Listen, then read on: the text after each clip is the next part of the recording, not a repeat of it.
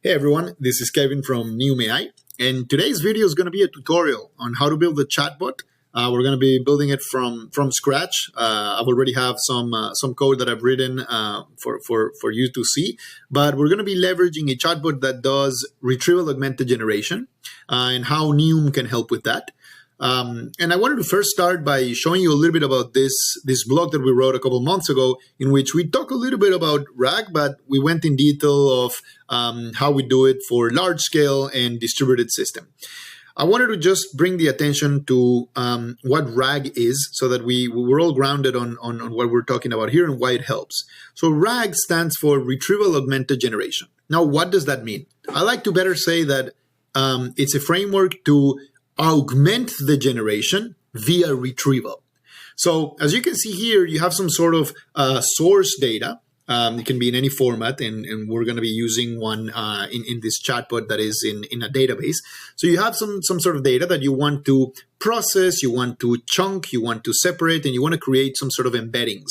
So for those that are unfamiliar with this term at all, you should check out some videos and some other resources that I'm going to put in the description below, so that you understand a little bit more about what vector databases are, what vector search are, what embeddings are. But if you follow along, embeddings is just a way to vectorize and transform the data that you receive into a specific format that are used in vector databases that are specifically designed to do fast searches and fast lookups in a way that I'm not going to explain in detail, because it involves mathematical computations and whatnot.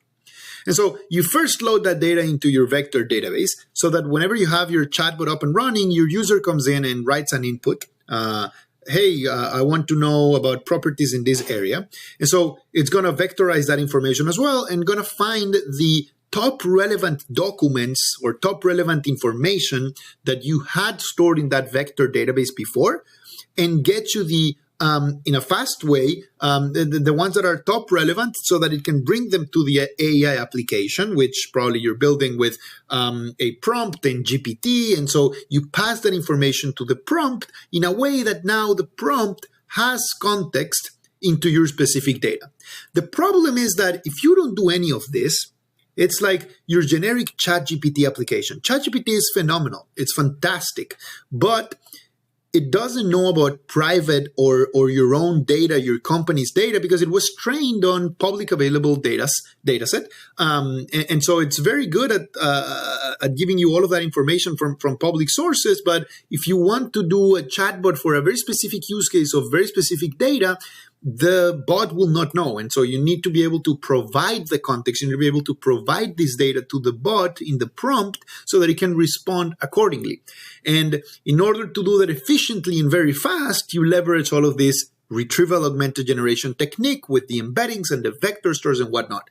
For those that are familiar with this, this will be, a simple concept that you probably are familiar, but tag along so that we can show you how to do the bot from end to end. And also in the very end, I'm going to show how to do real-time update for RAG, which is very important, so that if your source data keeps changing, your vector database is always up to date. But we'll get to that in a second. And so I just wanted to start by saying, here's our chatbot, and I'll show you the code in a second, and I'll open source all of this so that you guys can take a look at the code as well. So the goal of this is to create a chatbot that has information about real estate listings in the Miami area, with description, prices, and whatnot. So I've downloaded, this is real data actually, some sample data about some of the real estate listings that are active right now in the Miami area, with some description and price and upload date time and some other information. Now, this is just a sample demo that we're going to be creating, but you can think that if you have any private data that you want, or any specific knowledge base in your company that you want to create a knowledge base chatbot around it, you need to pass this information. You need to be able to tell the bot how can it look this information very quickly, very efficiently, and include it as part of the prompt of the requirements of how to respond to the user. And that's what we're going to do but I want to show you really quickly here a prompt that we have right now without any listings. And we're going to populate this in a second. But this is how you basically do a retrieval augmented generation application, right? Where you have a prompt and you basically put some requirements, some description, and you say, hey, this is the context of where you can get this information. This is the context in this case of these real estate listings, which again, right now it's going to be empty. And so because it doesn't have any context, well, of course, if we go and ask, hey, I'm looking for upscale condos, it's going to say most likely something like, I'm sorry, or I don't know. Yeah, I don't know. I don't have enough data to provide upscale condos, of course, because we haven't provided any information. And this is the whole point of RAG, as I was saying, that once we populate this array and we'll do it with Neum, it'll go and have this information that it can use to answer the question of the user or whatever the search or chat application that we want to do. And so before we populate this application, let's go back now to Neum. Neum is you can go to the dashboard or to the SDK that we've open sourced. And for those of you who are familiar, Neum is an open source RAG framework that can help manage all of this data pipelining and processing of how you can read the data from multiple sources, vectorize them, as we were saying, into the RAG workflow, into a format that you can store in a vector database of your choosing, and you can choose whichever you want so that you can then do the search that is provided by these vector databases that is fast and efficient. And so we're going to go really quickly here and create a new pipeline. Now, if you don't know how to get started, you can go to our README and you can basically copy some of the sample scenarios that we have here. First thing that you need to do is just install the Neum AI package, and you can then literally just copy paste this code and substitute with your values, and that'll actually create a pipeline and you can search on it. And so for this specific example, we're going to be creating a pipeline that connects to a Postgres database, and that's the one that I was showing you before. Right now, we're just going to limit it to 10 just for demo purposes really quickly. And we can choose how we're going to read that data from this database. And basically, we're going to say we're going to convert it into some sort of JSON that has properties like ID, and we're going to embed the description property and use metadata, upload date time, and price. Why is this important? The reason why in Neum we allow this sort of customization is because if you go to our database here, there's a bunch of information that we probably don't want to search on. The whole point of this RAG is to be able to do search efficiently and quickly, but to be able to do semantic search, right? So that if somebody asks, I'm looking for fancy views and upscale condos that are nice, that's a pretty vague search that you probably want to semantically understand what that means, and then get the relevant properties, the relevant information from that query in a semantic way, not like keyword-based search that we've all been accustomed in the past years when we do search. And so there's nothing to semantically search about ID, price, date time, maybe county you could do, but description is really the important thing here, where there's a bunch of information about this property and gorgeous oak trees and blah, blah, blah. And so what we're going to say with Neum is, hey, I want you to embed the description. So the only thing that's going to be vectorized so that we can do the semantic search is description. But I want you to include metadata, such like upload date time and price. This is important because with metadata, you can do hybrid search. Hybrid search allows you to do this semantic search fanciness that I was telling you so that you can semantically search over your data, but then filter it down based on some metadata filters. So I'm looking for a nice house that has a forest outside, but is in a range between $500,000 and $700,000. And so that range filtering thing, that's how you can achieve when you do hybrid search, by semantically querying over the corpus of data, but then filtering it down based on these attributes that you passed, that the index, the vector search that the vector databases offer, can then narrow down your search, essentially.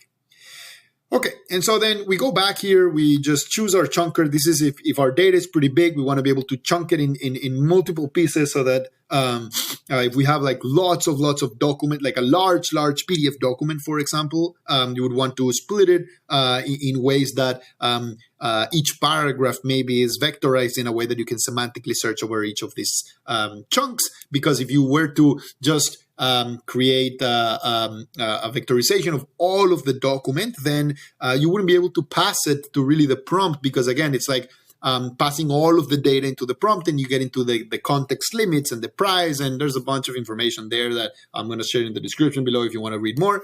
But for now, again, this is just default chunker that you can use here in Neum. There's other availables as well. Now that you have your source, basically you now need to choose the type of embedding model you want to use. So Neum allow you to do OpenAI, Azure, even Replicate. Shout out to another YC company. Replicate just hosts these open source models on your behalf, so that you can then run not only on your behalf, but the ones that community-based people have uploaded, so that you can then just query them via API. And with Neum, we just connect to it automatically if you have the right information. But for now, I'm just going to use OpenAI. And this is our key. No worries, we'll revert all of these keys by the time this video goes up. And then we're going to be choosing Weaviate as our vector database. We have support for multiple ones like Pinecone and even Postgres with pgvector hosted on Supabase. But Weaviate is great. We've done lots of use cases and blog posts with them. And they're really a great team to work with. And so we're going to be choosing what is our URL and our connection string, and then this collection, this class of where the vectorization, where that data is going to be stored. And if you couldn't tell, this is pretty much what you need in Neum to create a pipeline. And those are the main constructs of a Neum pipeline: is where's the data, how you're going to vectorize it, and where's your sink, where is like where is it going to land once the vectors are created. And so if we go and we run this thing, we can go here and literally just say Python Neum pipelines demo, and this is going to create the pipeline. It's gonna run it, and then we're gonna search it by just providing this query, like I'm looking for some upscale condos. There you go, it's running the pipeline. And we can also search here in Weaviate. Once the data is there, we'll be able to search by this collection. There you go, it's already created, and so it gives you the price, the text, the upload date time. So this is all the chunks that have been created in this vector database that should be in sync with whatever database, whatever source of data we have here. And we'll show later about the real-time sync. What if something here changes? How can we update our vector database that provides the fast indexing and the fast lookups of the queries? And so you can see here, this is basically what we're seeing in the Weaviate console. It provided the price, the text, and there's the upload date time for 3 items that we said that we wanted to query. So now that we created that pipeline, what we want to do is be able to use it in our application. And so right now I'm using this in like a local host environment where I basically have this Next.js code and the application is running. So whenever I query something, it goes and goes to my local server that is running. But what you want eventually is to deploy this somewhere that whenever somebody accesses it via your website, it goes and fetches all of this information of these listings that you had, vectorized and that you had stored. And so we can't really use our new pipeline search here that we had created, because this is like running locally. You could directly go to the vector database, because Neum, all it did is put the information into the vector database. So in your TypeScript application, you could go and use the vector databases client and specify a lot of information that you need to do the search. Or what you can do is we can get the pipeline that we created with Neum, and you can deploy that to the cloud that we offer for you. So what that does is it's going to get all of this configuration that you had that was stored here in this pipeline, and it's going to upload it to the to your dashboard, to our Neum cloud, that you can then take a look in our dashboard, and we'll show you in a second, and then use our API for search, which basically is a pass-through to the search of the vector database that you chose, and use it in your application here in Next.js. And so this is what I had commented out, that we're going to uncomment it, because it's now going to be able to say, hey, the listings are now going to come from whatever response I got from Neum. And what is this Neum response? This Neum response is just an API call to our pipeline. And so we created our pipeline locally, we deployed our pipeline to the cloud, and we have an API that you can take a look at the documentation later on. We'll put a link in the comment, so that you can use the search API on this pipeline ID. And that is essentially the same thing that's going to be doing when we did this pipeline.search here in our SDK. And you can take a look at the code. It's all open sourced. It's going to be able to bring this context, and you're going to see how the data changes, because now it's going to say that it has information about the upscale condos that we were looking for. And so in order for us to do that, what we want to do is we want to deploy the pipeline that we created. And so there's, again, some sample code here in our README that you can take a look. Essentially, this is going to say, hey, publish your pipeline to the Neum cloud. It's just getting the client and then creating the pipeline, and that just deploys it to the cloud. And we'll go into a dashboard so that you can see it here. So for this, what we're going to do is I'm going to do two quick things to this pipeline. Well, the first thing is I'm just going to give it a name, and I'm going to say test Neum demo video tutorial as the name. And then before we did something like limit 10, I don't want to limit. I want all of the pipeline, all of the records that we had on the Postgres table before. And I don't want to run it because, again, we already ran it. And so what we're going to do is we're going to get this code from our README. And then we're going to say, hey, compose the pipeline, and essentially just create the client and then create the pipeline. Now we need our API key.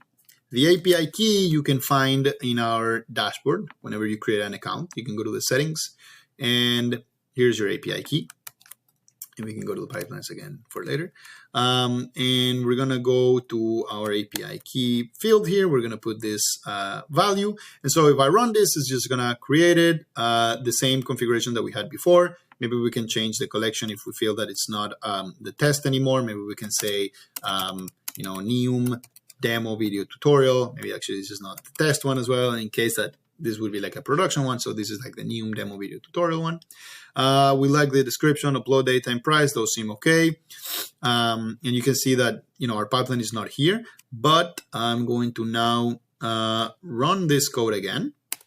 And this should upload the pipeline to the cloud. Now it finished. Should probably add like some print statements in there. But if you go to your dashboard and you hit refresh, it should show up in a second here. There you go. Neum demo video tutorial, and the status is that it's running. So we can go here and we can access the detailed information about this pipeline. It says some information about the last run, the sync details, and the status, and some of the information that we had provided for the different configuration. And so if I hit refresh, this is still running, so it's sending the data. It's probably going to take a little bit longer because it's going through all of the records that we had in the database. But we can, there you go. We can hit refresh, and then your pipeline ran successfully. Great. So it says here that you can use the search API. This is what I was telling you folks before. This is our documentation where you can take a look at how the APIs and the SDK work together. And so now that the data ran, the pipeline ran, we're going to get this pipeline ID. And in our application that we were building the chatbot, we're essentially going to say, hey, the pipeline ID, I was testing another one. The pipeline ID is this one. Go and get the top relevant information based on the user message, which is the last message here. Again, this is just a Next.js template that I found out. I'll share the repo later. I don't want to go too much in depth into this code, but that is essentially just composing a chat application with the messages and the input, and then whenever a message comes in, for those familiar with Next.js, it goes to the route that has the API for actually calling the server side of things, which is your prompt and then your OpenAI. Again, I'll post a description of a little bit more in depth about the Next.js application, but you could literally just clone this. We're going to open source the repo. You can clone it and rerun it on your own if you want, and then change whatever prompts you're looking for and whatever data you want. And so we changed the pipeline ID, and the URL looks okay. We have the Neum API key that we've set in our environment file, and we're gonna save this. And just to show you, let's just rerun our application. And if everything worked correctly, it's going to get the listings, the top listings. And in this case, if we're bringing 10, we could change however many we want. This is the payload of the API, the search API. And it should tell us information about those listings whenever we query. So Now we said that it was sorry because it couldn't find any of the upscale condos. So what if I ask now? I'm looking for upscale condos, and this should go to our API. Take some time maybe, because there you go. It was fetching the information, and so now it found some upscale condos. And it says, hey, there's spacious 2 bedrooms, 2 bathroom, downtown Miami, blah, blah, blah. And it gives a lot of information. You can tailor the prompt to say, hey, be more concise and whatnot. But the important thing here is that it was able to get this data that was vectorized with our Neum pipeline before. With actual context. So imagine the capabilities of this if you have an internal knowledge base or documents or unstructured data like PDFs, even YouTube video, Notion workspaces, whatever you want to create a search experience or a chatbot experience that needs to have context. This was a pretty simple way to do it, and you can leverage Neum for doing the RAG side of things and be able to provide with good context. And so the next thing is to enable real time so that we can listen for events that happen to this Postgres table automatically as they happen in real time and show them in our chatbot. And so we're using Postgres on Supabase. Supabase has this feature where you can enable this real time so that events that come into this Postgres table are sent so that you can listen to them via whatever processor you have. And then Neum, we have integration with Supabase so that all of this is taken care of. You just need to go to the dashboard, and we'll go and do that in a minute, and enable real-time for your pipeline so that whenever there's new updates in this Postgres table, the pipeline also vectorizes it and stores them in our V8 sync in this case. With all of the metadata and all of the embeddable information that we had, again, we don't need to do that again. It's just creating the real-time connection. And our chatbot will now later have all of this context and all of this updated real-time data of new properties in this case that came in, and be able to answer questions as it goes that are not stale, that are actually as accurate as it can be. And so the first thing that we're going to do is we're going to enable real-time in our Postgres table here in Supabase. There's a lot of videos and documentation of how to do this. I'll link to some in the description so that you can take a look.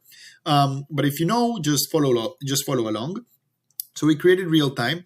And so now this table is ready to listen for events. But there's one extra thing that we need to do. And again, as you go into production, this can change. But for demo purposes, what we want to do is for these real estate listings, we want to enable a new policy so that we can basically listen for read access to everyone. We can scope this down to specific keys later on. But for now, we're just going to do a simple test demo here so that you can see the value of real time. So essentially, we say, hey, we're going to enable the read access to everyone. We're going to use this template, and we're just going to say, let the ones that have the unknown key to be able to read the information from this table. So we're going to review, and we're going to say save policy. Again, the details of what I did will show I'll show them in a video and documentation from Supabase so that you understand what's happening behind the scenes, if you're interested. But now we created the policy, we created the real time on the Postgres table, and what we want to do is enable the real time for this pipeline in Neum. And so if you go to the Neum dashboard, you have your pipeline here that we had created, and we're going to say, hey, I want to enable real time. And so immediately it detects that it's a Postgres hosted on Supabase. And so it says, okay, give me the Supabase URL, the unknown key, the Postgres schema and table. So for the Supabase URL, I have this API settings here. You basically go to your API settings in Supabase. It says project URL. You copy this. Then you go and you paste it. And then it says Supabase unknown key. Again, this is the anonymous key that is safe to use in a browser. So you can just copy. But you can filter down later on for like granular access if you're interested. Let me know in the comments below. And then you do Postgres schema. So where is the schema? Where is this table? This is on our public schema. And so we're going to do here public. Public. And then we're going to say Postgres table. Okay, the Postgres table is real estate listings. So we're going to come here and say real estate listings. And as soon as I do enable real-time syncing, it's going to set up the channels and the right communication framework within Supabase and Neum so that all of the events that happen in this Postgres table, and we can filter them later on by updates, deletions, and additions as we move along. But for now, we're going to say all of them, and we're going to do enable real-time syncing. And now it says, hey, your pipeline is now enabled for real-time vector synchronization. So in order to prove that this is actually working, what we can do right now is create some data that is I had downloaded it, but I hadn't uploaded it to the database, and we're going to simulate as if there were, a processor in your application, maybe by users or some other processor that you have that essentially outputs data to this table. So this is just, again, a quick simulation that every 2 seconds it goes and it uploads one row from the CSV of sample data that I had from the same source that I had downloaded all of the listings, but I didn't include all of them so that we could show the new ones here. So again, this is the simulation of new events being pushed to the database. So if I go and run that code to simulate the publishing of these properties, you can go and run this script that I just showed you, and it'll go and it'll submit records to this table. We can see 99. If I do refresh, new records are showing. Perfect. This is nothing eventful. Great. Some new data is coming in. Okay. What I want to validate is that our Neum pipeline actually has all of this data vectorized and stored in the Weaviate sink. And so we could go and search into the Weaviate cluster as we were doing before, or you can leverage the API. I just want to show it here in the dashboard really quickly before we go into the chatbot. But essentially, all of these properties are coming up here in this table. And again, it's not stopping. It's doing it every 2 seconds. So let's go and search really quickly for this latest one. Welcome to Country Walk. Let's just search for that, literally like that. Welcome to Country Walk. Just so that we validate that that data is there. So you see, welcome to Country Walk. Your property is a split level, blah, blah, blah. And that one is welcome to Country Walk. Your property is a split level, 2-story house. There you go. So I just picked one as an example, but the whole point that I'm trying to show here is that new data is coming in real time, and semantically, we can query for that, although right now it wasn't really semantic, it was just a keyword search there. But the data is already vectorized in the Neum pipeline. All of this is getting in real time as new data comes in.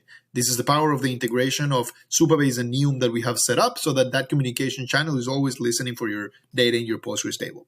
And so let's just take another example and run it through our chatbot. So let's say we do refresh. Again, there's new data that's coming in. Let's do wonderful, freshly painted 2-bedroom. Okay, so I don't know. Let's try. I don't know if this is going to work. But what if we do, I want something with new paint? I don't know. Maybe we can search for something specifically, but I want to see if it pulls the latest one that we had. So a professionally maintained and managed home. This is not the latest one that we had, although it's actually another one because you can see the date.